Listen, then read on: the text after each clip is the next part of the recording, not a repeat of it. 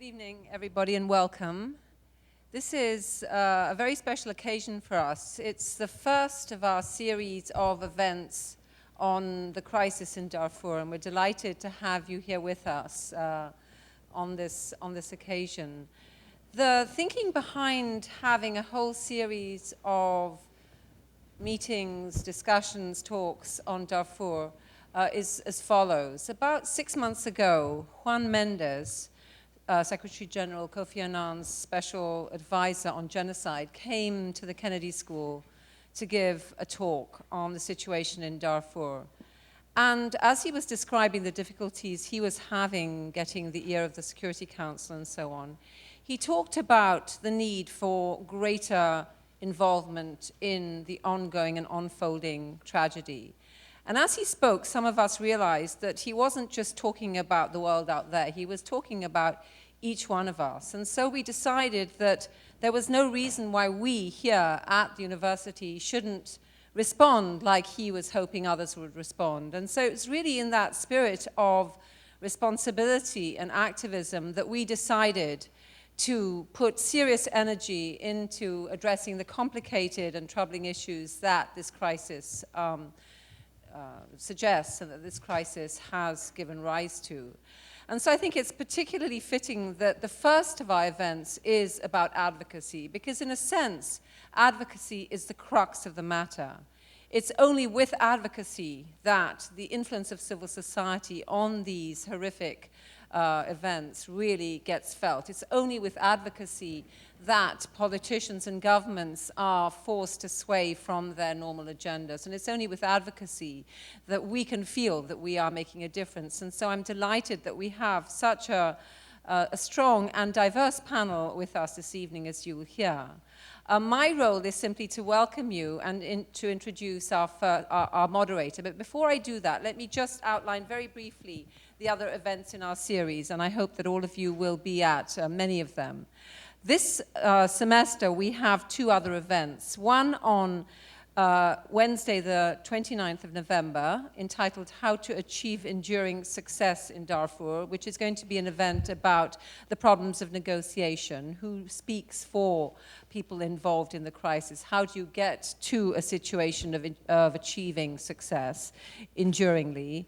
And then the second event after that is one on Monday, the 4th of December, entitled Obstacles and Options for Intervention, which is going to be focused on the military issues of intervention, and if so, what interventions. So some of the important questions that the crisis raises are going to be addressed. Let me now introduce Beck Hamilton, who, as my colleague just pointed out, exceptionally is a student moderating an event at the ALCO Forum. I assure you that doesn't happen very often. In fact, I can't think of another occasion on which it has happened. But then, as my colleague said, Beck is extraordinary.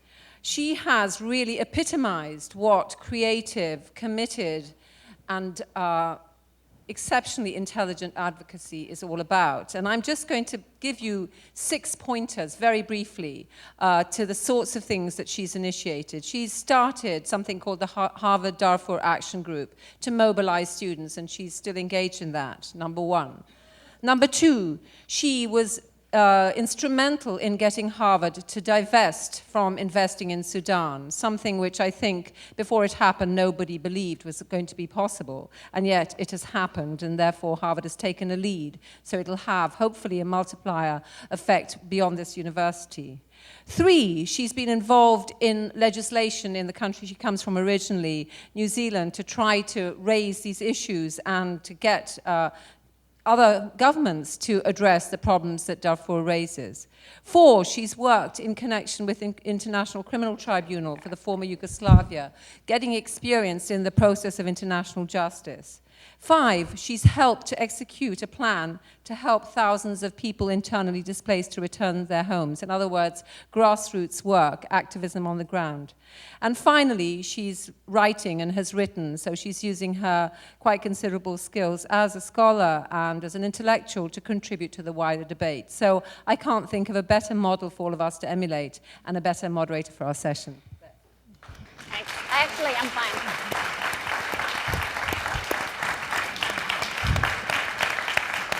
Okay. Now that I'm completely embarrassed, welcome to the fabulousness that is the Kennedy School Forum. Here's the plan for this evening. We will be talking, I'll be asking the questions, but I need you in the audience to make a mental note of anything that I miss, because after 45 minutes up here, we will be turning out to questions from you for 20 minutes. That should hopefully get us out of here by 7:15, although I'm sure we're going to be pushing the clock. Darfur is a topic that we could, and in my completely biased view should, be spending 24/7 on. So it's lucky for us that the university committee has these series of panels this year, so we don't have to cover everything tonight. There will be panels focusing on intervention, on peace negotiations, on displacement. So the idea of tonight is to focus on advocacy, and there's a few reasons why I think that it's important. This very public movement that has erupted onto the stage in the US came as a complete surprise to people who spend their lives looking at mass atrocity, and in particular, mass atrocity in Africa. Whilst we have had tens of thousands of people coming out to rally for Darfur, there are other crises with comparable levels of atrocity that are still unable to get their stories into the mainstream news media. Why is that? And I think it's particularly important that we're starting this discussion here because so many people within this community and in the audience tonight have been involved in this movement from the very beginning. But in the urgency and intensity that comes with trying to respond to a crisis of genocidal proportions, rarely do we get a chance to reflect. Why has the movement taken the shape that it has? What has been successful? What have we failed at? And how can we use all this information to do better for Darfur and to do better for other 21st century atrocities?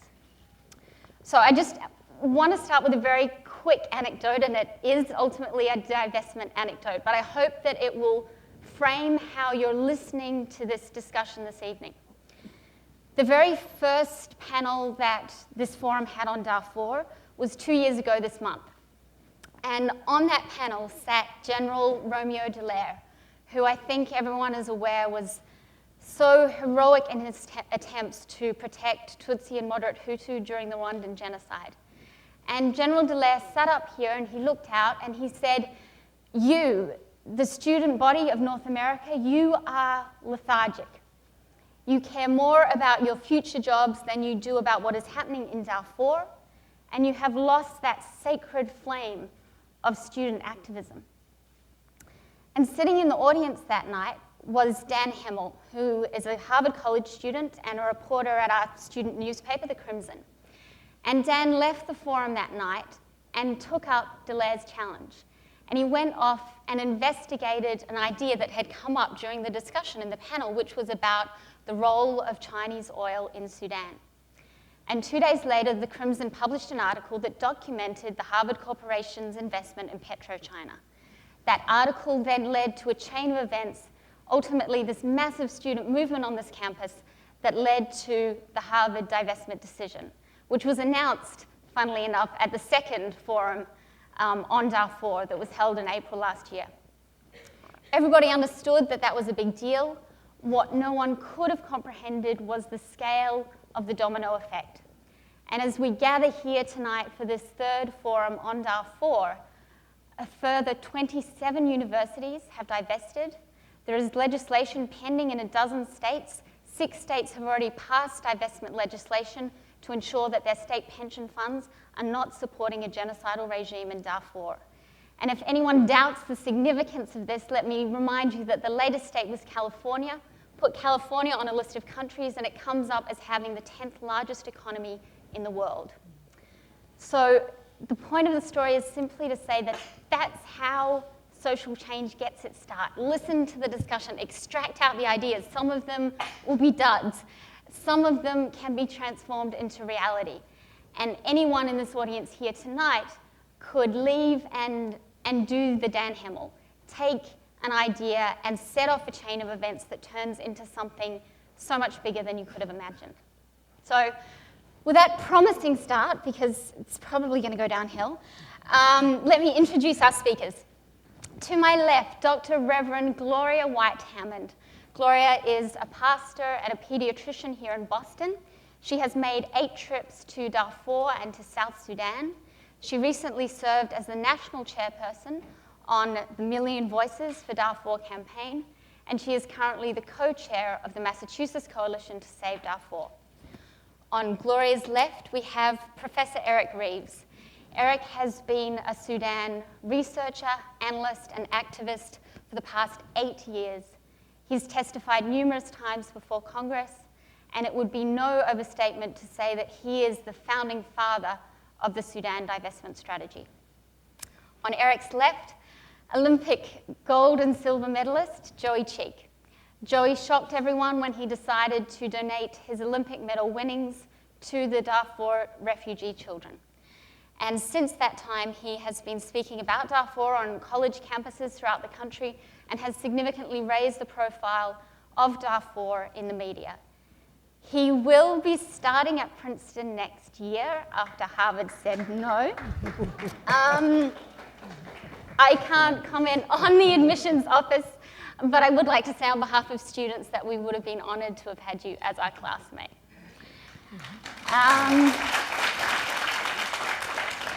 And on my far left, we have our wonderful Massachusetts Congressman, Michael Capuano. Mike has been a fierce advocate for Darfur right from the outset.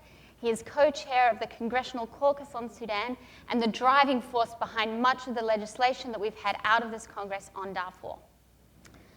So welcome. Let us start quickly at the beginning. One of the striking things about this movement is how it's attracted so many people who would never have thought of themselves as activists. I mean, they were basically coming to this with a blank slate, and we might discuss why that is, but certainly one of the consequences was that most people had no idea about the very successful American movement for South Sudan that was a precursor to Darfur. And Gloria, I want you to start us off. What were the advantages that having that South Sudan precursor gave Darfur? And then perhaps one of the others of you can chime in about any disadvantages, because I know that you were all involved in that South Sudan movement. Perhaps not Joey. Sure, thank you. First of all, thank you for inviting me. I'm delighted to be with such an amazing panel. I think it is important to start with Darfur because so often people are essentially ahistorical to talk of, in terms of the full history. That Darfur is not, in fact, the first genocide in Sudan. This particular president, Omar Bashir, has presided now over the genocide in South Sudan. The same strategy that you hear in Darfur was effectively developed and honed, refined to an art in southern Sudan. Then there was a genocide in Nuba Mountains, number 2. So Darfur, in some ways, represents number 3. And this one is spilling over into Chad and Central African republics. So most genocidaires just get one genocide, and this particular president has had at least 3 now. What's been wonderful about the recognizing the involvement of South Sudan is, one, it's been a real affirmation to the Southern Sudanese, and there are many Southern Sudanese in America. The Lost Boys, for example, are among those, and so they've already got a ready-made advocacy constituency. So to document that that too was a genocide, in some ways has been liberating. The other important aspect of the South Sudanese movement was the involvement of the Christian right. Many people would credit the eventual success of the peace agreement in southern Sudan to the Christian community, a small but very significant community. For example, one of the significant players in brokering the South Sudanese agreement was a woman in Midland, Texas. Midland, Texas is the home of George and Laura Bush. And so she automatically had the ear of George Bush. But she also, along with other Christians, became very involved in southern Sudan, partnering with churches in southern Sudan, and eventually got the ear of John Garang. But now, was that helpful, though, or a hindrance when it came to transferring over to dealing with Darfur? It was, like I said, it was helpful in terms of having a ready-made constituency advocacy group that was already in place, that already knew the history. Right. One of the challenges, again, for the Darfur advocates is recognizing that as as a part of the advocacy movement and then mobilizing that. But we've been able to do that. That's been an important learning over the last year to figure out how to get more of those advocates involved in Darfur as well. Mike, in terms of other Congress people that have been involved in South Sudan and then Darfur, how have you seen this playing out? Has the knowledge about Bashir been helpful to those who are doing Darfur advocacy, or have there been competing interests? Well, there's two different groups of people. I mean, there's one group that's very active, and that's a relatively small group, but that's true about most issues. On Sudan? On Sudan, or as any a whole? aspect of Sudan. Okay. I don't know, pick a number, 20 members of the House that are relatively active. But that's not unusual. That is very typical. We get pulled in 1,000 different directions every single day, and you just can't do everything. So you pick an issue that is of interest to you or is particularly interesting to your constituents, whatever it might be. And this particular issue has attracted a lot of attention, but the real focus of, again, give or take 10 to 20 people. And they all come to it for different reasons. I really don't know why some of them come to it. Some of them come to it because they focus on international relations as their main topic, and some of them focus on Africa in particular. I can't speak for others why they came to the issue, why they're so involved. I just know about me. And I didn't come to it because I knew anything about Sudan. I probably would have had a difficult time finding it exactly on a map. I certainly wouldn't have been able to find Darfur. Wouldn't have had a clue.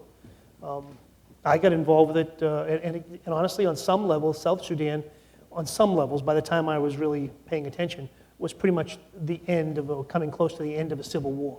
And there are civil wars everywhere, and we just can't pay attention to every single civil war.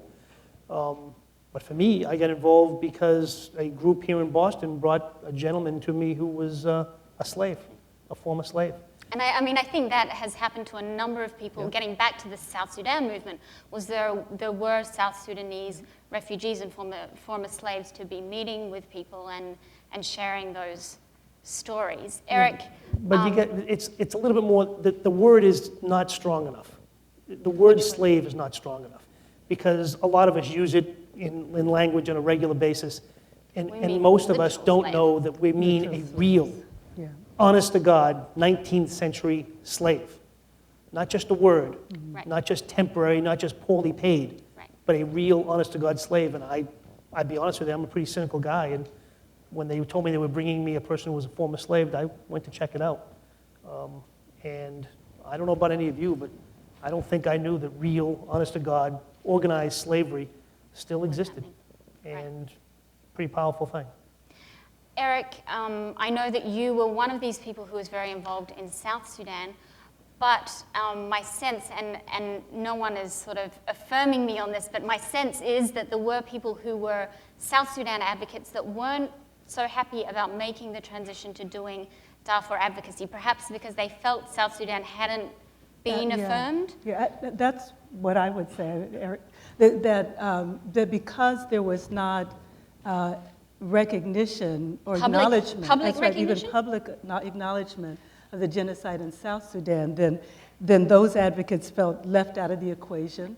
One of the other concerns that people had was they had worked well with President Bush in South Sudan, felt as though the newer group of advocates were people who were just inclined to criticize Bush from the start.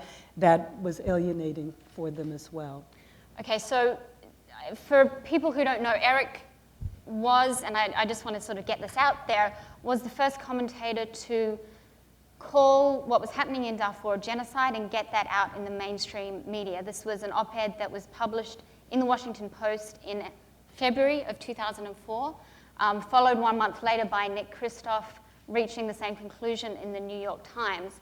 What I would like to know from you, Eric, is why, this is going to come out totally wrong, but why you? Because this would seem to me to be the bread and butter of the human rights organizations, to be marshalling the facts, to be doing the name and shame. Amnesty and Human Rights Watch had reports out there on Darfur in 2003. How come these weren't being amplified in the mainstream media? One of the interesting things I found is that human rights organizations very infrequently use the work of others. They are disinclined to share data, share reports, share perceptions, share advocacy strategies. what I had done in 2003, early 2004, was simply collate what was available from the International Crisis Group, Human Rights Watch, Amnesty International, and a host of other sources. The evidence in aggregate pointed overwhelmingly to genocide, and I believe the evidence as we have it incinerates whatever vestiges of skepticism there are about the appropriateness of this designation. I would like to go back to your question, though, about Southern Sudan. I began my work in the wake of Doctors Without Borders naming in 1998 Southern Sudan the most underreported humanitarian crisis in the world.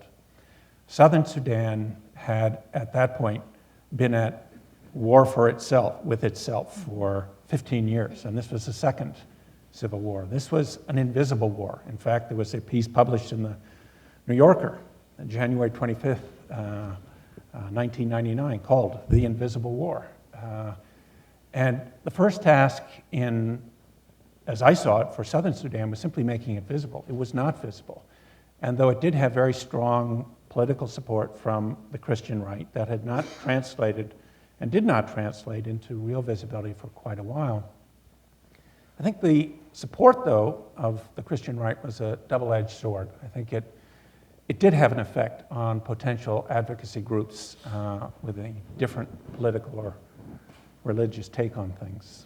And I think what we've seen in Darfur is a much less prominent role for the religious right, and consequently, but not simply consequently, a much more expanded role for students who never really caught on to South Sudan. There was never a large student constituency working on South Sudan, to my continual frustration. But students, Jewish constituencies, and a much broader political range of actors became engaged, and much more rapidly, with effects of synergy that have been just remarkable, and it's why we've moved so quickly to where we are today. Okay, I mean, I think that we can't be listening to all this, though, without every one of us thinking in our minds, but they use the G word. I mean, Darfur got the genocide determination that was never out there on South Sudan. And I mean, I think we can see a pretty clear line from the Clinton administration's very well-documented, especially around here, equivocation over calling Rwanda genocide, straight through to these Darfur advocates that were coming in somewhat ahistorically on South Sudan, pushing to get a genocide determination out of the US government on Darfur. As we look back now, was that the right target from an advocacy standpoint? There's no question that a genocide determination has been labeled an American determination, and to that extent, it's not been helpful. On the other hand, it is the case that I see Alex DeWall in the audience, and I'm reminded of what he said in a August 2004 issue of the London Review of Books. This is a regime that committed genocide in 1992 in the Nuba Mountains, with a decade-long total embargo on humanitarian aid. This is a regime that engaged in fearsome scorched earth warfare in the oil regions of Upper Nile, destroying or clearing out many hundreds of thousands of people. The fact that this wasn't being reported, or was being reported very poorly, or being reported fitfully, or only by human rights groups, doesn't really change it in character fundamentally from what we're seeing in Darfur.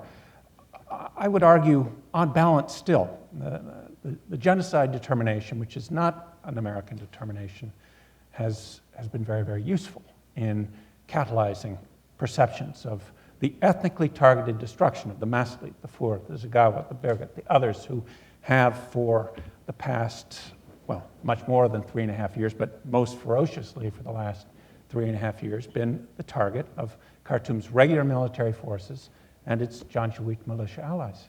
Sure. And again, it's been liberating for the Sudanese themselves to have the United States, and to a large extent the rest of the world, acknowledge that these sorts of things have gone on in their midst, and they've been going on for decades. I think that's true, and I certainly think in terms of a catalyst for activists, and I know it's true on campus, having this sort of officially sanctioned as a genocide makes it a legitimate cause to get involved in.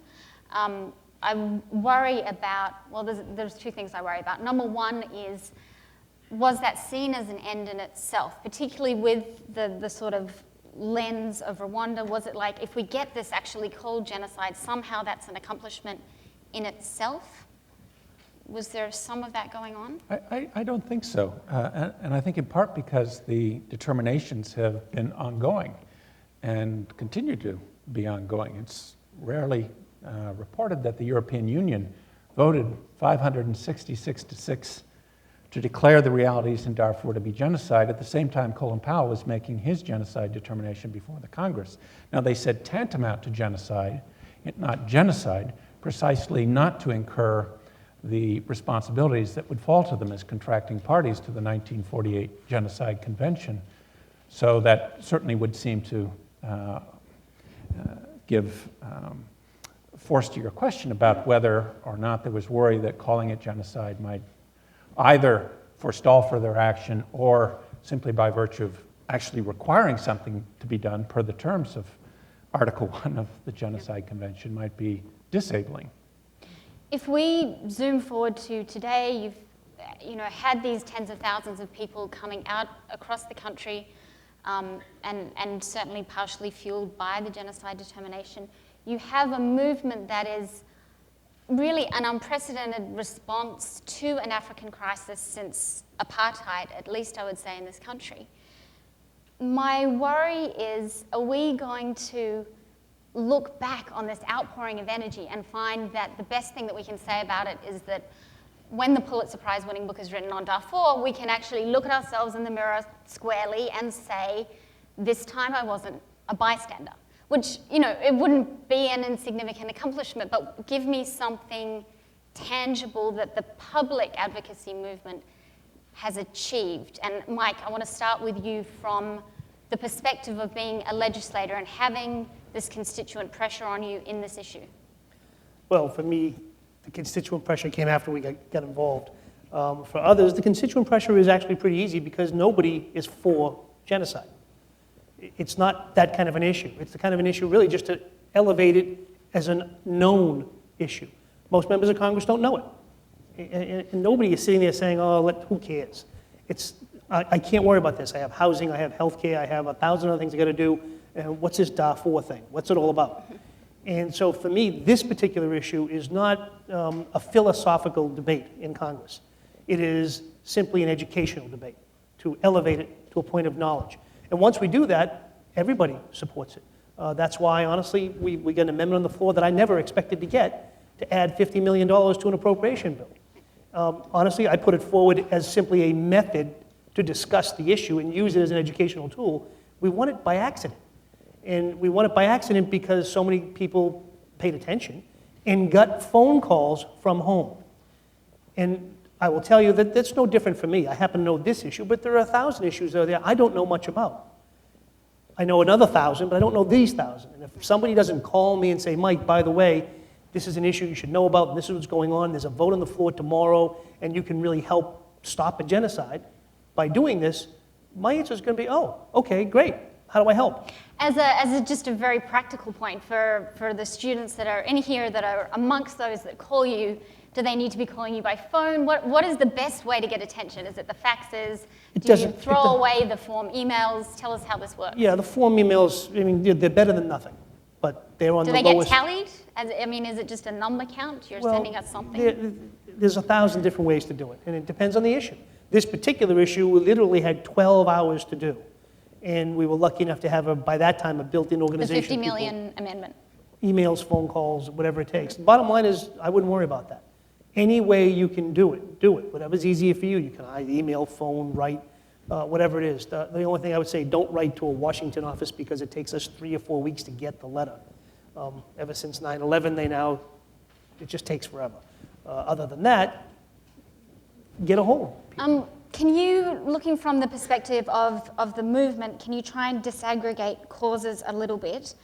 Is it, and the answer might be all of the above, but are we better focusing our energies on getting the attention of all those other people in Congress that don't even know that this issue exists but potentially would be interested in it if they were educated?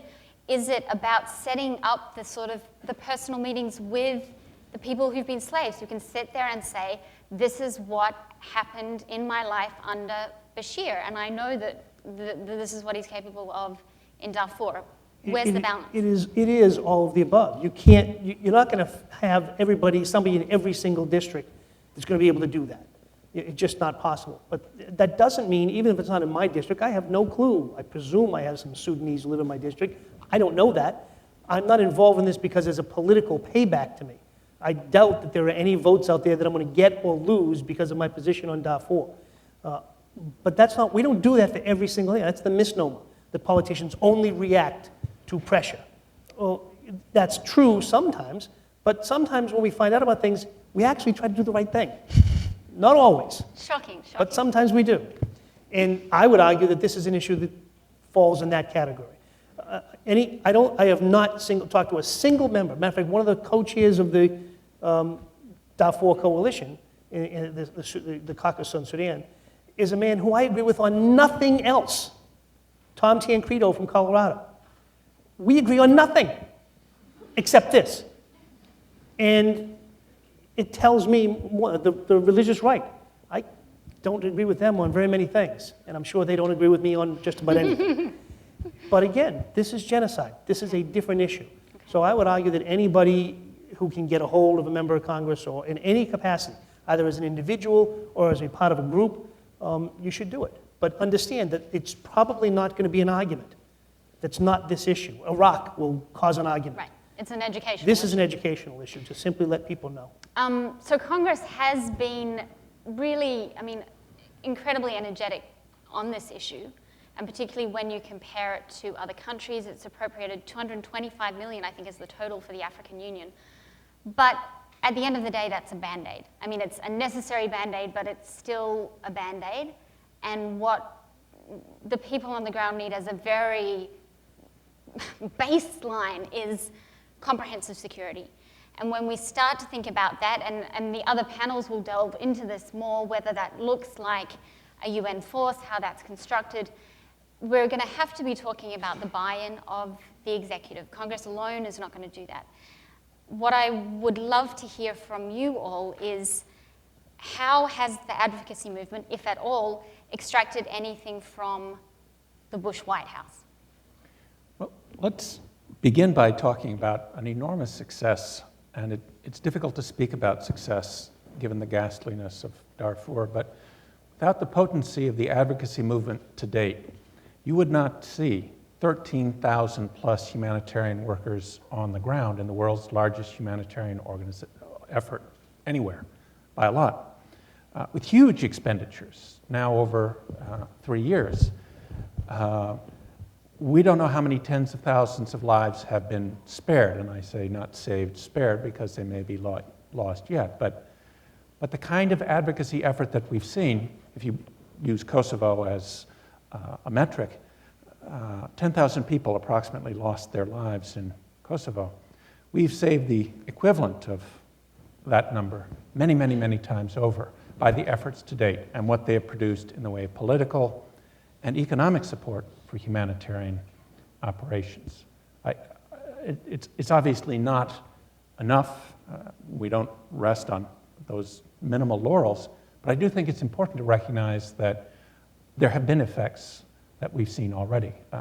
Darfur could easily have been eclipsed very, very rapidly without the kind of humanitarian presence that has done much to forestall an easy genocidal victory for Khartoum. And again, I think you can compare it to the experience in southern Sudan and Nuba Mountains. Just the presence of the African Union soldiers who've done a noble but woefully inadequate job.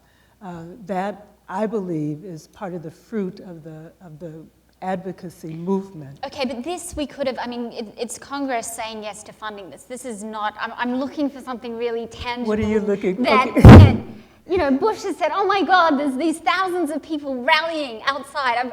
I'm going to do something really tangible to respond to this. Is there that anywhere, well, or are we dreaming? I think despite the woeful inadequacy of the peace agreement that came out of Abuja, that was to a large extent the response of the Bush administration in the wake of the movement around April 30th, to send a high-level person such as Zelig to actually be on the scene brokering that agreement, he and others as well, I believe was a direct result of this grassroots movement.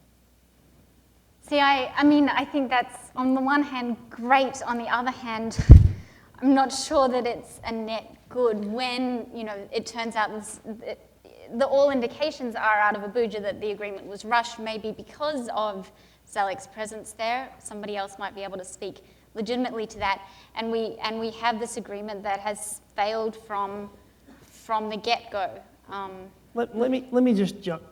Here's part of the problem, is that absent a World War II situation or a Vietnam situation where everybody in this room might be going to war, everything else doesn't get solved at the end of a half-an-hour sitcom. You know, we go out and do a protest, we sit there, we have a rally, go home, all done. Doesn't work that way. Not just on this issue, on any significant issue. And in particularly on this issue, because this issue, honestly, other than what's in your heart, this is an easy issue to ignore. The entire population of Darfur could be wiped out tomorrow. And on a world scale, other than the moral outrage, it's not going to affect the economy, it's not going to change the lives of the average American or the average European. And so therefore, this is an issue that if you're not committed to the moral aspects of it, the ethical aspects of it, you shouldn't, well, not that you shouldn't be involved, you should be involved, but you're not going to be satisfied. Because it's the easy thing to say, we had a big rally in Washington and everything changed. Well, we had a big rally in Washington, and what that does, that helps motivate us to stay focused, and it does help move the ball down the field. It doesn't score a touchdown, but it did move the ball down the field. We got some money out of it to help it going. We got some attention paid to it, both in the national and international press. We got people aware of what was on Darfur. The other day, I missed 3 votes in Congress. Thankfully, there were votes named post offices and stupid things like that. But I did it so that I could go on a TV show that I'm not so sure anybody sees. But I did it to talk about Darfur. And I will tell you that the best thing I got was I was out eating at a restaurant in Washington, and somebody came up to me, didn't know me, said, I caught you on TV the other day. I didn't know where that Darfur place was. I had to go look it up. I didn't even know what genocide meant. And you know what? That's what it's all about. And one at a time, just pushing the ball forward. Joy, you've been way too quiet. This is completely your deal here. Use the spotlight that you have and get there educating people who wouldn't otherwise be tuned into it. Yeah, I was starting to think I just had really good seats for the panel. That point though, as I'm sitting here and I'm listening, and of course this is a very illustrious group that has years of experience, and in some ways, in every way, I'm very much a relative newcomer to the issue. However, as I look out here and I think about, Harvard students and staff and reporters, in some ways this is a little bit preaching to the choir. I see, we talk about statistics and stats and atrocities the Khartoum government has already perpetrated, and you see heads nodding out here. And in some ways, I think of people like this, it's sort of the tip of the spear, because these are people who can, like you say, can begin divestment movements and institutions like Harvard and that sort of thing. But in all honesty, you go into the heartland, or you go into North Carolina, where I'm from, and you want to do a survey on the street, how many people still know about it? And you're going to see. So how do you get at that, other than through celebrities? Or not knocking that celebrities can do it. But no, I think it is absolutely absurd that myself and like George Clooney, if you type in Darfur or whatever, we're some of the first names that you can Google up. Right. It's absurd that people should hear anything about Africa from a speed skater and an actor. Mm-hmm. However, in some ways, such is the world we live in. In some ways, as absurd as that is, if I go in to speak to a member of Congress or one of my senators, and it's on the list of appointments, gold medalist Joey Cheek, I'm going to have that access. Well, it may be easier for someone like myself and someone who legitimately, a professor who is well educated in this, should be able to get in and see those congressmen. It's not the case. My personal opinion on this particular issue is the more I've become involved with it, the more I feel obligated to try and continue to work on it, raise awareness. Now, obviously, I have limitations. If I walk down the street, not like people are going to, I'm not signing autographs and kissing babies or anything. That's my job. It's his job. However, However, I mean, it's sort of the reality we live in. And in some ways, I think that the reason Darfur has even gotten the press it has, and it sounds terrible, but in some ways I think it's sort of a sexy issue almost.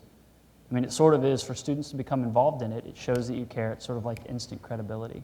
I care about Darfur. And yet, I mean, 3 years ago, radio silence. Absolutely. And I think the coverage it gets has to be much more greatly expanded. But I also happen to think, as I've gone around the country and seen more and more people, I genuinely do believe normal, everyday people, as soon as they hear the details of this, they want to be involved and they want to take a role. I think people are starved to have something more meaningful to think about than Britney Spears' babies, daddies, whatever. So let's try and get on to jumping off points for strategies going forward. And that issue of feeding a craving of wanting to do something, feeling like you wanting to do something and knowing what to do end up being very, very, very different things. One of the criticisms of the movement as it's currently configured is that it is enormously American-centric. And I think people within the community are struggling how to deal with that now, and we're seeing the limits of that because, as much as it could be different in a different global climate, the reality is that our meaning US credibility on human rights is going, if not gone, down the tube right now. And so this can't be sort of US running in to save the day on its own. On the other hand, you have an audience full of either current advocates or, if not that, then potential advocates, most of whom are American citizens and whose voices are at their most legitimate when they're pushing their own government. So let's start with what more can you do to push your own government, and then transition to how do you make that into a global issue? Well, I want to start again by, and I've been working at it for 5 years, Eric for 8, and I am firmly persuaded that we will stop this genocide. And I want to put that out there right now. I am not discouraged. Yes, I wish that there were more changes on I can't tell you how often I wish that I can think of the women that I met in the camps, so I wish that there were more changes on the ground.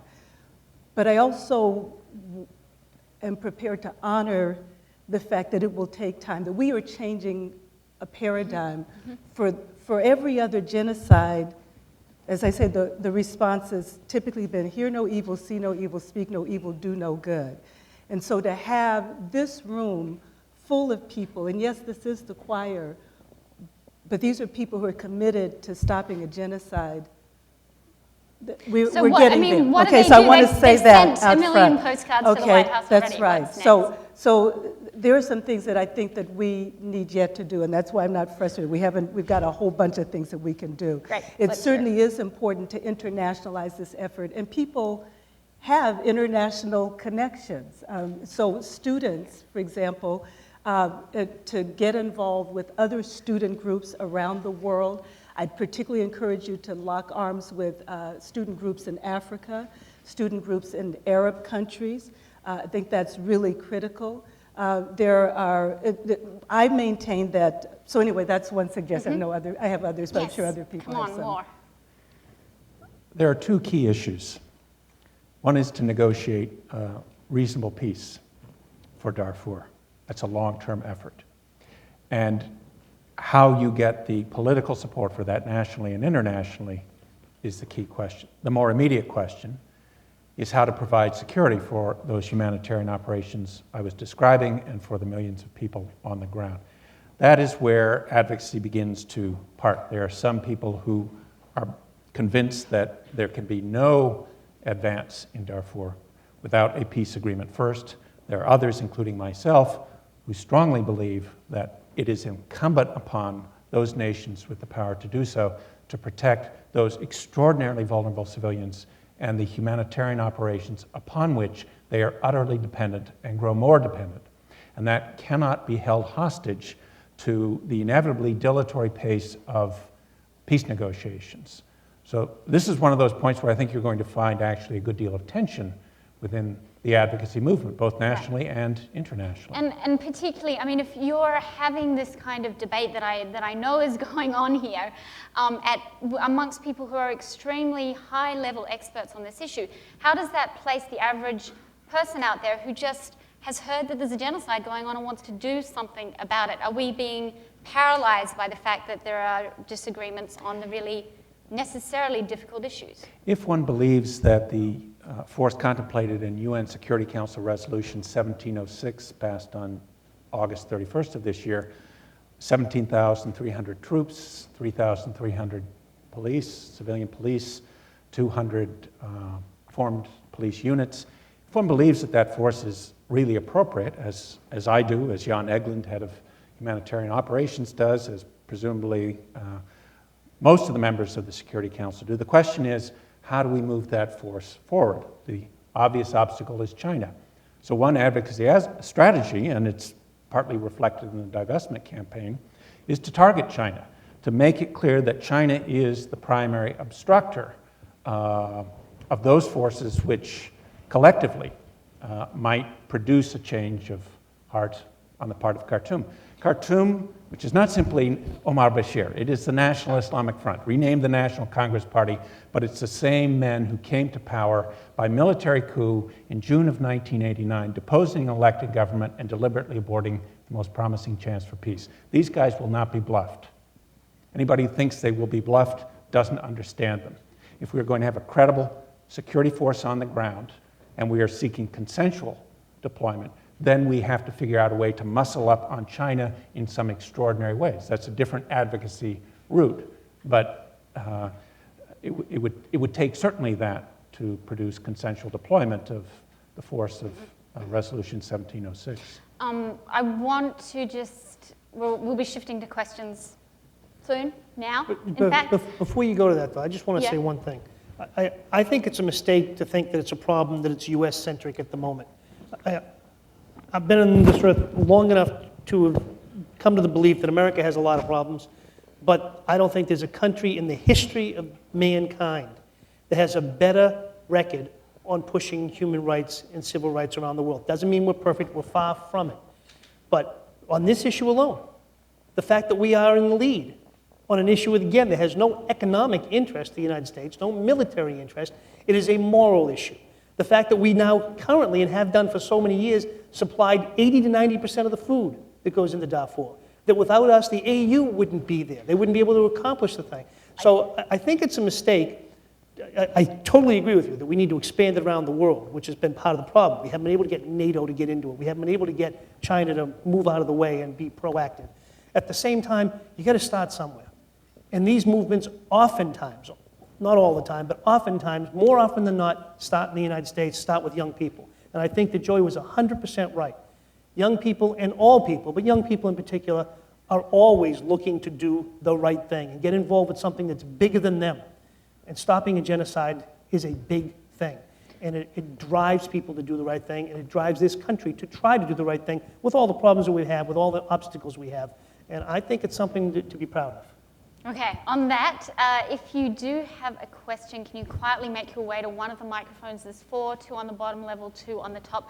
I just want to put Joey in the hot seat now that we've just raised China. This is a looming question, not just for Darfur, but for a range of human rights issues. How do you pressure China? It's got a veto on the Security Council. They're not going to have the sort of citizen-based movement that we're having here. What are the chances that you can tell us you'll be pulling together an international coalition of Olympians and putting human rights center stage at Beijing 2008? Boy, that was a subtle setup, huh? Wasn't it? Deliver, man, deliver. Well, Beck, it's funny you should bring it up. Within a few months of becoming involved in this, I was asked to be a speaker at the first rally, I assume it was the first, that Save Darfur Coalition put on in Washington, D.C. And then again, I spoke in New York at the rally they had in Central Park there, a few months apart each one. And I was struck by the fact that in some ways, it was sort of like the exact same group of people. And I wondered, well, where is the action in that? I mean, in some ways, it's easy to go and be at a rally like we've discussed and say, yeah, we've done something, and then what? You know, go home and then, well, now what do I do? And so I sat down with a group of students and professionals in DC just within the last couple weeks, and we started talking about, well, okay, Sudan is able to flout the UN resolution and to basically say, well, no, we don't want troops here and you're not going to put them in. And so the UN's like, all right, we won't put troops in. And so you start looking at, well, what's the support there? Well, how is this government able to do this? And one of the reasons, obviously, is it has this huge financial investment from China, and it's got moral support from other nations and other areas. So we really started thinking about, well, what can you do to apply pressure to other governments and to put the international focus on the role that other governments are doing in empowering this. So actually, here comes the setup, right, in the pitch. We, myself and a few others, I just pitched to the Clinton Global Initiative, a group in which we want to take 6 or 7 very, very high-profile international athletes, because I believe, like you said, it can't be seen as this sort of American-centric thing. And obviously now with Khartoum putting limitations on American travelers, I may not be able to be there with them. But we want to take a very high-profile athlete from Europe, a soccer player from Europe, a cricket player from India.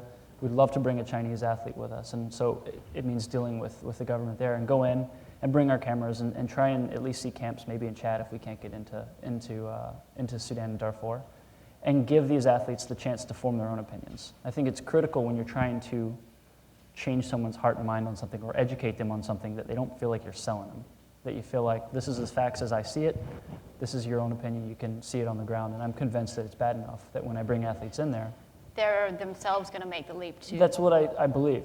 And then in addition to that, of course, China's hosting the Olympics in Beijing in 2008, which from everyone I've talked to in the Chinese Ministry of Sport, this is their coming out to the world. They want this to be their chance to stand on the world stage and say that we are not only a superpower, but we also believe in these ideals, which we as Olympians, we bandy about quite a bit, but sometimes we don't always live up to them. And I think that this is maybe a pipe dream because there's so much financial investment, and the way the Chinese government seems to approach the world is so much different than the way we sometimes look at it. But maybe we can approach China and in some ways enlist them and say, look, this is your chance to not only continue relationships, but to be a force for something that the world will applaud you for and cheer you on. And so that's why we want to include China. And barring that, then we'll just tell the world what's going on. Okay, questions, and if anyone's got a question for Mike, they get to go first because he has to leave. Let me just remind you a question. This is totally Michael Ignatieff, our potential future Prime Minister of Canada. A question is a short interrogatory statement that ends in a question mark. So only if you have one of those will you get to actually speak in front of the microphone. For Congressman Capuano. Hi, my name is Alex Edelman, and I'm a high school student in Brookline. And I have a question for Mike. Mike said that this is an issue that no one disagrees on. But as this progresses into later stages, into one of the two phases, maybe pushing other countries or encouraging intervention, I know that's not the focus of tonight's panel, but will people be forced to take sides at the level of intervention, at the level of what should be done, and will this become an issue that is no longer a genocide issue, but an issue of how much or how little should be put into this effort? I think people will likely disagree on what to do and how to get it done, but not on the fact that we should do something. I, for one, have already called for U.S. troops to go into the Sudan. Not because I really want U.S. troops to go into the Sudan, but because I don't want to do nothing while we're diddling around with the UN and everybody else. And I kind of figure it's probably a better use for U.S. troops than some of the things we're doing now.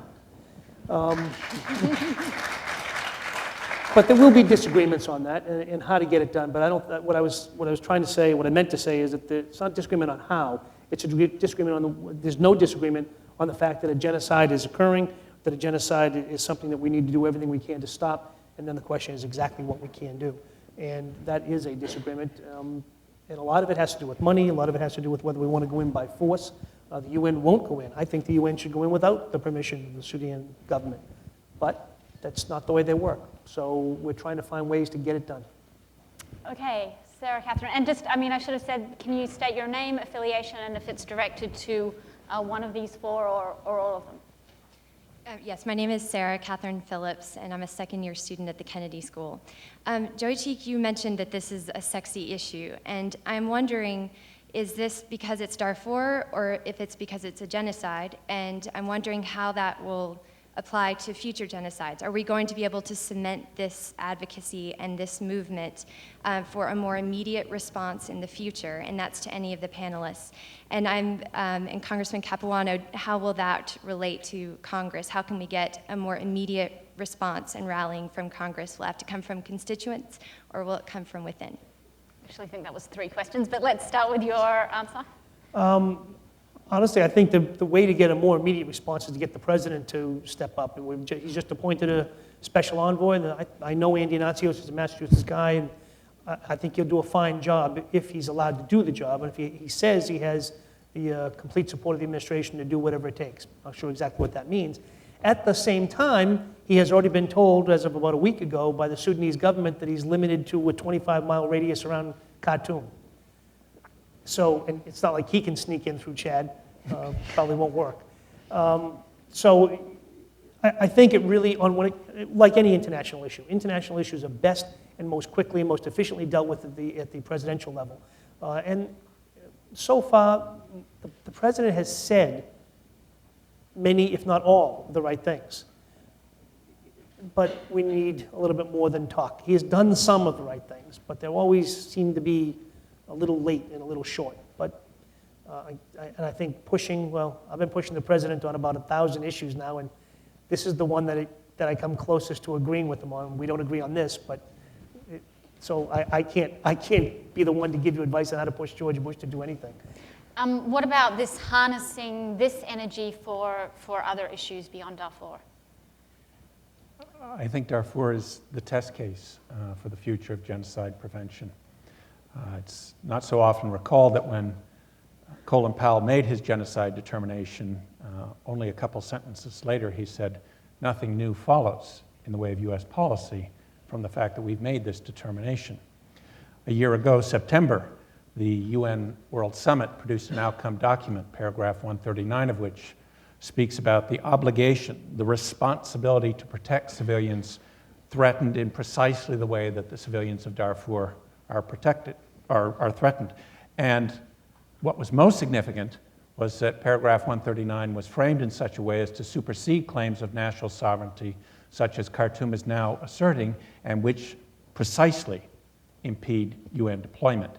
If we cannot, under these circumstances, with the multiple genocide determinations, stop this genocide by means of something like Resolution 1706, I think this augurs extremely poorly for future genocide prevention. Yeah. I was just going to say, I think also genocide, while the word may be new or new in its use, genocide is not a new thing to the world. I mean, it's been going on for as long as there have been people. I think what in some ways is different is that in some ways we've reached a point in history where we now can see everything that goes on in the world at any point and any time. And so there's almost an obligation. If you don't know something's going on, then it's hard to have an obligation to try and fix it. And increasingly now we see things that are going on that have probably been going on for centuries. And obviously we've gotten a lot better at killing each other than we used to be. But even still, now I believe that we can see it so quickly and it's instant and everyone can find out information about it. Will this be something that we continue? It's if we choose to continue to pick up the sword and fight for what we think is correct and what we think is right. And as far as it being, well, why haven't we done anything yet? I think it becomes ultimately, I don't know if we always ask ourselves, are we willing to send my son to a country to stop the killing of people I don't know in an area that won't affect my life materially? And I think sometimes, especially myself included, it's easy to sit up on and say, we should do something about this. And if they go, well, would you go in? Or would you accept the increased animosity of the world if the U.S. went in by itself and did it into another Muslim country, and the hatred that would there's so many things. So I think that it can be, I think the obligation is ours to do what's morally correct. But I also believe that it's something we have to choose every day if we're willing to make that sacrifice. Yes, up there. Hi, my name is Sabina Carlson, and I guess I'm a first-year student at Tufts University. I've been a Darfur activist for 5 years and an Amnesty International Darfur activist for 4. I guess just mine's slightly a 2-point question. I've been studying this issue since I was an 8th grader who knew nothing about the world. And even as an 8th grader, I understood that, one, this conflict has so many different levels to it: economic, social, religious, health-related, culturally related, based in history. And it seems as if people are being so narrow-minded and focusing on one solution to the next. What's our guarantee? Who's out there trying to make sure that all these elements come together to work for a comprehensive peace? And the other question is, even if the Sudanese government tomorrow laid down their arms and said, we were wrong and everyone come in and fix us, it would take decades to get us back. What's our guarantee that this sexy issue, once there's something on paper or something that looks right, what's our guarantee that the world's not going to forget about it like we forgot about everything else? Well, there's certainly no Just a guarantee. quick round of applause for Mike Capuano as he's leading us. Thank you.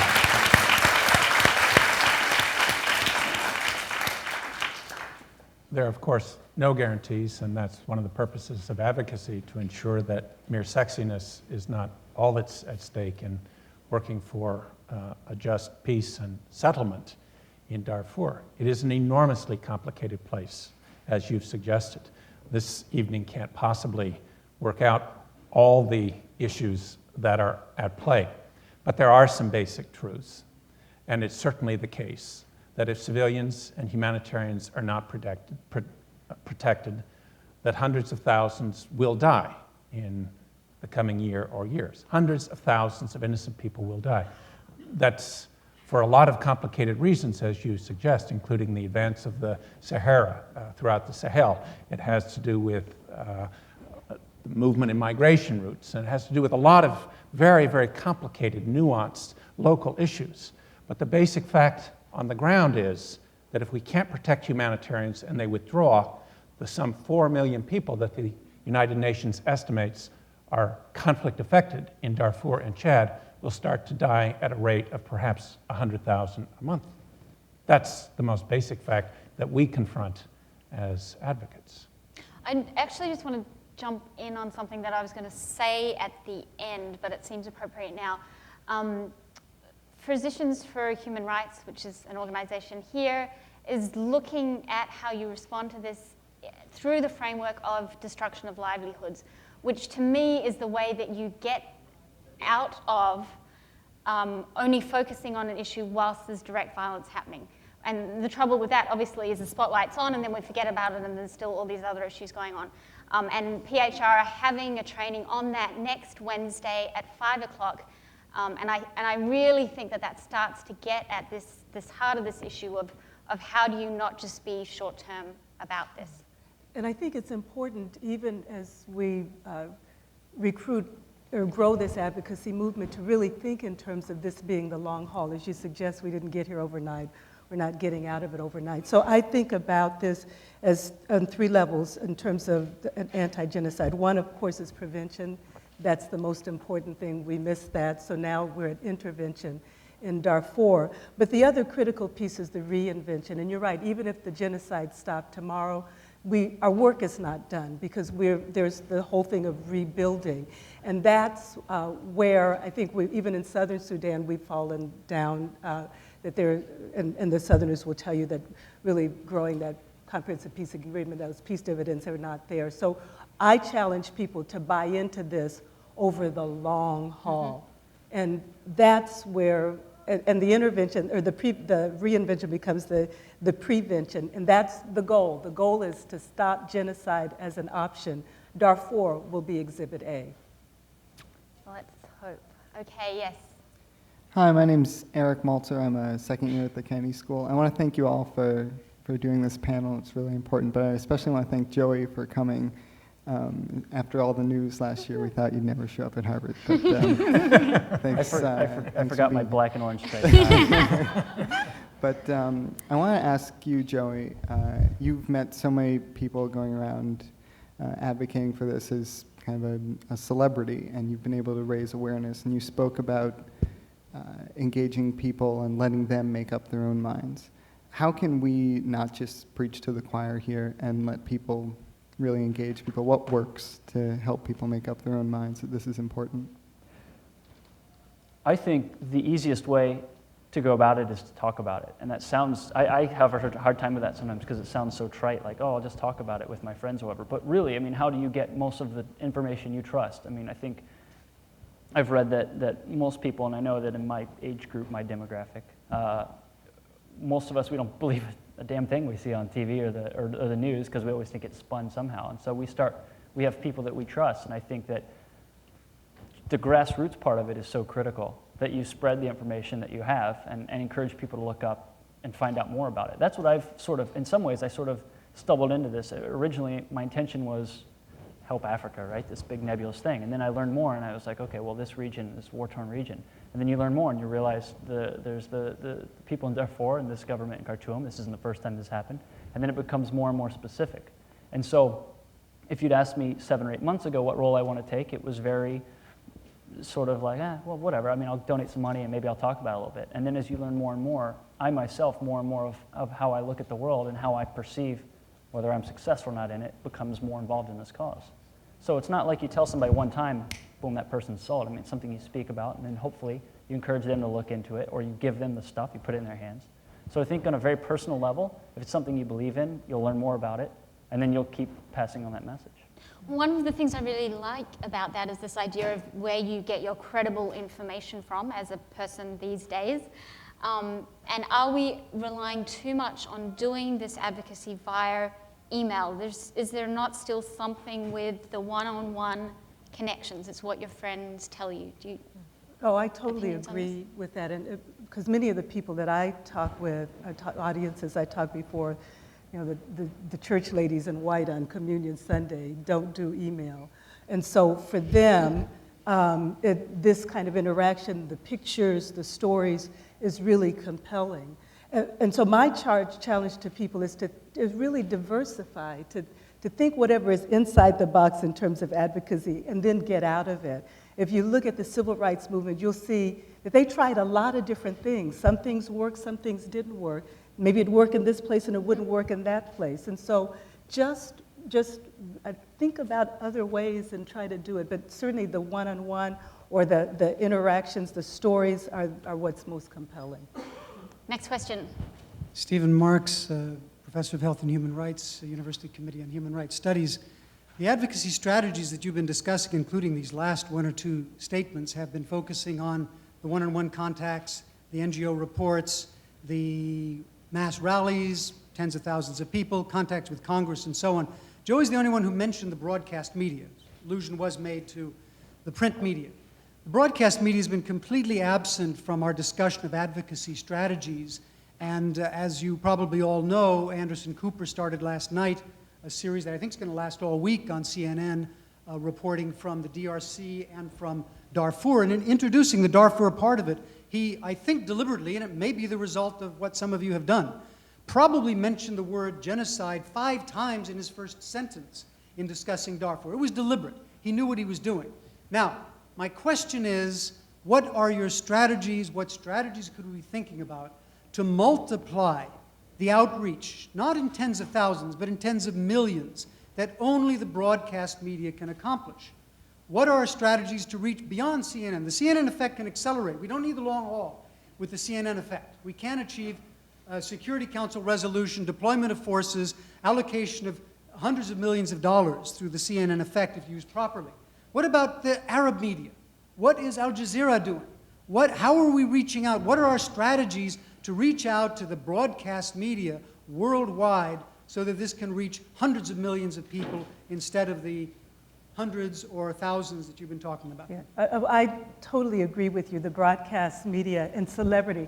I ain't got no problems with George Clooney, quite honestly. The day that George Clooney was on Oprah, we usually, at the coalition, usually on a good day, they would raise maybe $1,000 to $2,000. On that day, in 24 hours, $90,000. Now, That's the impact of advocacy. The number of people who signed up, who came. There were people who came to the rally because they said George Clooney on Oprah told them that there was a genocide in Darfur. They didn't realize it. So I totally did not despise the broadcast media. I think it's a critical way where a lot of people get their information. I will say that the coalition, and again, I challenge other people in their venues as well, has really developed a fairly sophisticated, at this point, plan in terms of reaching out to the broadcast media. Certainly they've done, I'm sure you've seen some of the ads that they've done in newspapers, some of the commercial ads, and they're doing that now in Arab and African countries as well. So, but this is a group that's smart and creative enough to figure out how to really multiply that exponentially.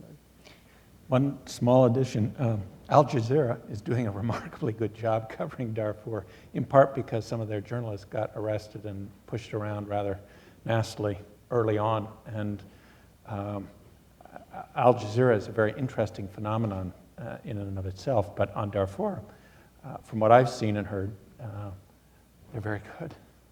Okay, let's just take one question straight after the other and try and answer them together, and then we'll finish up.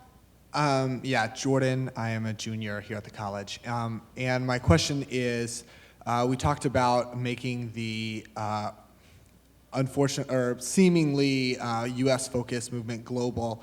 As a US citizen, are there things that do we have a voice with world leaders? Do we have a voice with citizens of other countries? Or, yeah, that's the question. Karen Hirschfeld, Physicians for Human Rights. My question is very much related to that and Professor Marks. And where are the Arab countries and where are the Middle Eastern countries? There really isn't any sort of public constituency there. We started working with a few groups in Egypt, Cairo Institute for Human Rights, and but we have not had many contacts or interest from the Middle East or any of the countries in the Arab League. And I mean, how do we as human rights groups, as humanitarian groups, as the public interact with those constituencies and raise the consciousness? 31 Arab human rights organizations in, I believe it was 10 different Arab countries signed on to a statement calling for implementation of Security Council Resolution 1706. Most of those organizations that are not Sudanese are unfamiliar to me, but I would say that's the starting point. Those are the organizations to be reaching out to. Those are the ones that need supporting. They're obviously, in many cases, going way out on a limb saying what they are doing. A Sudanese was extradited from Saudi Arabia just last week for simply mentioning his support in Saudi Arabia of 1706. Where there are openings in the Arab world, I think you take them. They're not going to be many. These societies are not going to open up. The Arab League is little more, in my view, than an extension office of the Egyptian Foreign Ministry. And Egypt has very, very strong views about how to proceed in Darfur. But you take the openings where they come, and I think the extraordinary courage of those 31 Arab human rights organizations should be seized upon. Okay, we're going to wrap up there. You've had this PowerPoint above you, a number of websites that you can go to for people who are Harvard students in this audience and not already engaged on Darfur. The Harvard Darfur Action Group is alive and kicking on campus, so get involved. Thank you very much to our panelists. Let's give them a round of applause.